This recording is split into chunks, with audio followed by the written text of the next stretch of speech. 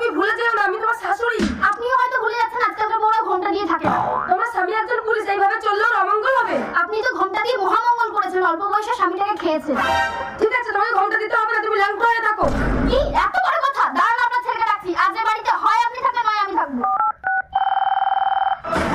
Sir, অফিসের আপনি ফোনটা কাটুন। আজকে র্যালিতে কিন্তু ফুল কোর্স তোমাকে মেনটেন করতে হবে।